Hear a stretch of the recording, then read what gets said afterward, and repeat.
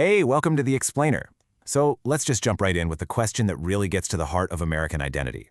What if I told you the blueprint for the U.S. Constitution wasn't just inspired by ancient Greece or Rome, but by a Native American government that was already thriving right here for centuries before 1776? It's a fascinating idea, right? We're going to dig into the connections between the Iroquois Confederacy and the founding of the United States. All right, here's our game plan. First, we'll tackle that big question about indigenous inspiration. Then, we'll get into the weeds of the Great Law of Peace. After that, we'll look at how the colonists saw this in action, check for parallels in the Constitution, and then we'll come to a final verdict. Was this whole thing just an example, or was it the actual blueprint? Okay, let's kick things off with that big question: America's indigenous inspiration.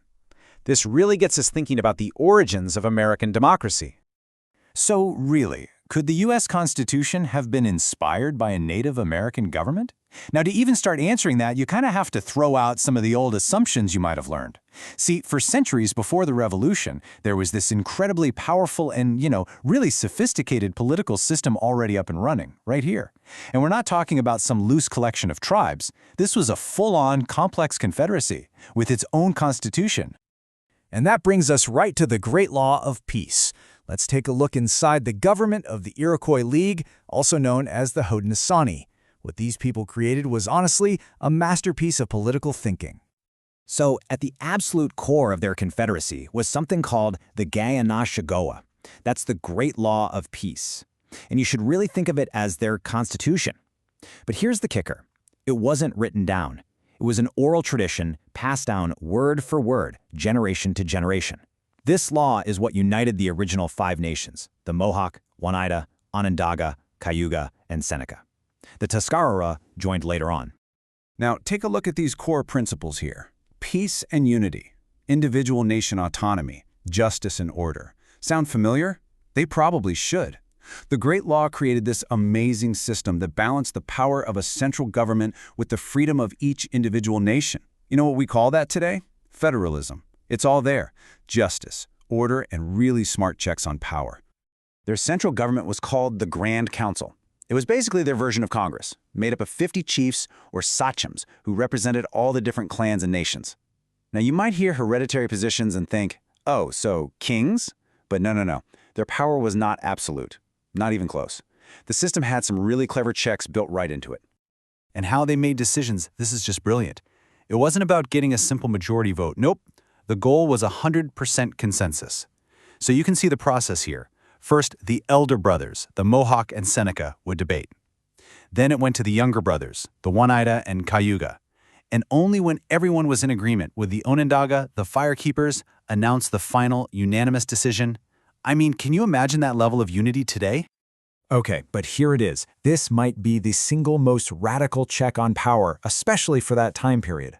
The real authority? It was with the clan mothers. That's right, these powerful women were in charge of picking the chiefs, they kept an eye on them, and, this is the crucial part, they could even fire them. They held the power of impeachment. If a chief wasn't doing his job right, the clan mothers could just remove him from power. I mean, what an incredible balance of power. This was totally alien to any European model of government at the time.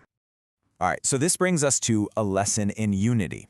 This whole impressive system wasn't happening in a vacuum, right? It was going on right in the colonists' backyard. And you better believe some key people, especially in New York and Pennsylvania, were watching and taking notes.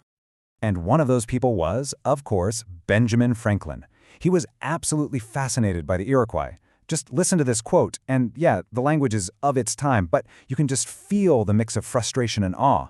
He's basically saying, are you kidding me? If the 6 nations can pull off this incredible union, why in the world is it so hard for us English colonies to do the same thing?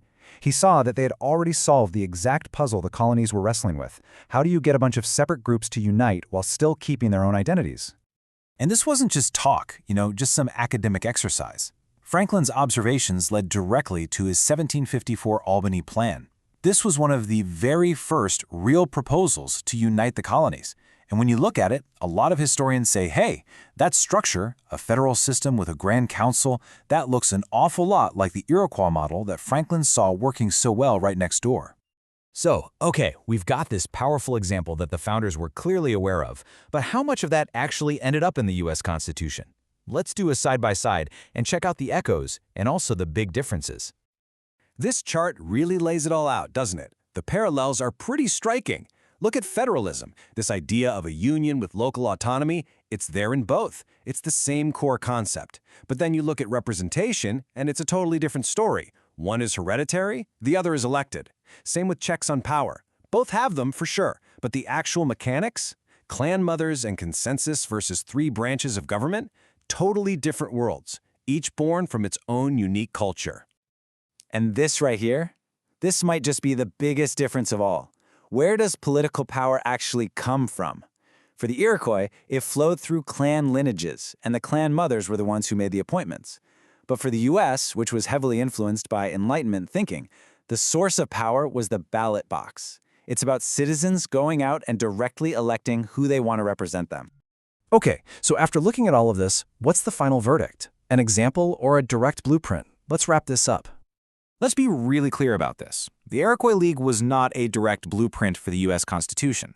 It's just, well, it's not accurate to say the founders sat down with a copy of the Great Law of Peace and traced it. The cultures, the philosophies, the specific ways they did things, they were just worlds apart. But, and this is a huge but, it served as something maybe even more important. It was a compelling, real-world example. Think of it like a proof of concept. The colonists were sitting around wondering, can we actually pull this off? Can 13 totally different states actually unite and make it work? And right next door, they had a living, breathing, successful example that shouted, yes, you can. The Iroquois Confederacy proved that federalism wasn't just a theory, it could actually work. And this slide really drives home another huge difference in how they thought about law itself. The Great Law of Peace was a living thing, you know? It was entrusted to memory, passed down through the sacred oral tradition. The U.S. founders, coming from their tradition, put their faith in ink on paper, a formal, written document that would be the permanent, supreme law of the land.